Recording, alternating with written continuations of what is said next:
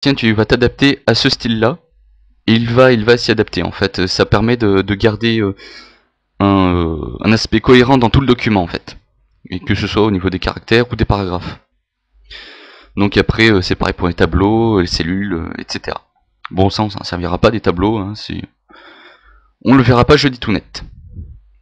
Donc voilà pour les vite fait pour les palettes et pour les outils. Donc dans le menu, on a toujours ce qu'on connaît d'habitude, nouveau, ouvrir, enregistrer sous, importer, voilà.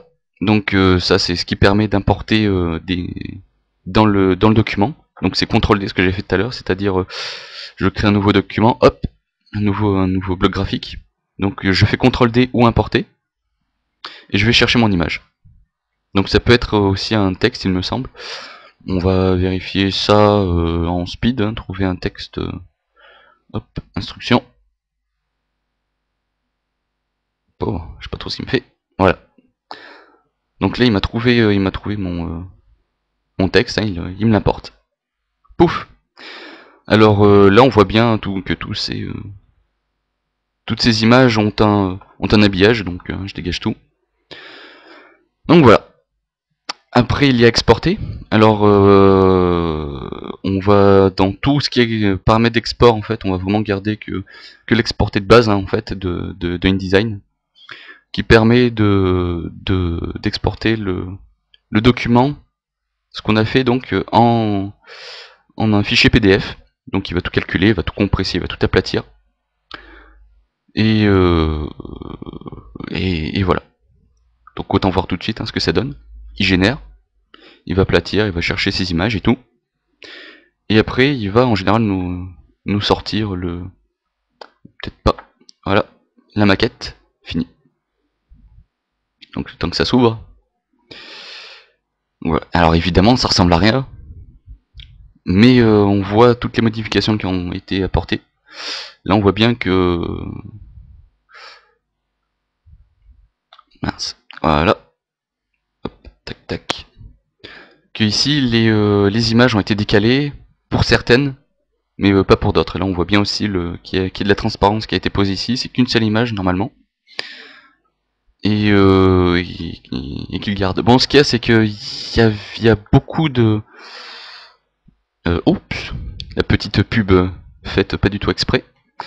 Il y a une petite chose à savoir en fait, c'est que exporter en fait, il a recours au moteur de InDesign en fait pour traduire les données en un fichier PDF. Donc il est pas super stable. Donc c'est ce qui fait que parfois certaines images transparentes sortent moches ou pas terribles. Donc après parfois faut passer par le paramètre j'en bafouille les paramètres prédéfinis d'Adobe en fait qui sont reconnus dans le milieu. Donc en général c'est PDF 04 2008. Il y a du 2007 aussi ou du qualité supérieure. Enfin voilà. C'est en général ça c'est de meilleure qualité. Donc après il y a les paramètres de documents aussi. Donc on va rester sur format de document qui permet de retrouver un petit peu tout ce qu'on a fait en fait sur le document, c'est-à-dire s'il est en vis-à-vis ou pas, son format, tout ça. Après il y a ça on s'en fout. Tac tac tac tac. Après il y a des choses qu'on verra vraiment à la fin.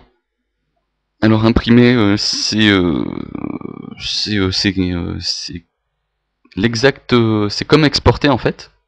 Donc ça permet soit d'imprimer directement avec une imprimante, soit d'imprimer avec un logiciel de création de PDF en fait, qui est beaucoup plus stable que ce qu'on a pu voir là. C'est voilà, c'est un poil plus, c'est pas plus complexe en fait. Mais si jamais il y a une image qui ressort mal d'un côté, essayez de l'autre. Plus il y a de moteurs, hein, plus on peut voir, hein, plus on peut sortir un résultat satisfaisant. Donc après il y a aussi l'assemblage qui permet de tout réunir en un seul dossier, parce que par exemple l'image, les images qu'on importe, ça crée des liens, donc il peut parfois arriver qu'on aille chercher des images dans plusieurs dossiers, donc ça devient le foutoir si jamais on veut, ça devient vite le foutoir quoi. Après dans l'édition on voit à peu près donc le fameux CTRL Z hein, qui permet de revenir, couper, copier tout ce qu'il y a ici. La plupart des choses sont je pense que je vous ferai un petit tuto là-dessus parce que où on les verra au fil du temps en fait. Hein. Page, texte, notes, objets qui affectent vraiment tous les objets, les tableaux dont on verra absolument rien. Parce que je vous ai dit on fera pas de tableau parce que ça me pète un petit peu. Donc affichage, on a vu le plus important, mode de l'écran hein, et performance d'affichage, le plus important entre guillemets. Les fenêtres qui permettent d'afficher ici les fenêtres qu'on veut en fait. C'est ça qu'on entend par fenêtre. Et LED on s'en fout.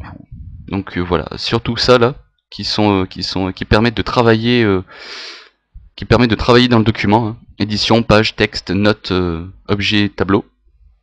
Donc on verra ni notes ni tableau. Surtout objet qui permet de retrouver les transformations, hein, les effets notamment, et d'autres petites choses comme le Pathfinder qui est assez magique, hein, quelque chose d'appréciable, bon pas trop dans les designs mais alors dans Illustrator c'est un plaisir fabuleux. Donc tout ce qui est pour retravailler sur les textes, hein, donc pour retravailler sur les pages, et voilà. Donc là on a vu à peu près le workflow en speed, hein, donc j'ai une dernière petite chose, c'est que ici en général il y aura des options, donc qui permettent soit de créer des nouvelles instances des objets, hein, enfin des nouveaux objets directement dans le truc, soit de retoucher directement en fait à l'affichage du panneau ou aux options du panneau. Là, hop, pouf, là on voit j'ai changé la taille ici. Donc voilà. Dites-moi si c'est compliqué, hein, n'hésitez pas à aller sur le site où il sera publié. Je pense que je le mettrai sur ketvalon-online.fr. Je pense qu'il y a le plus de chances pour que ce soit là qui se trouve. Donc voilà.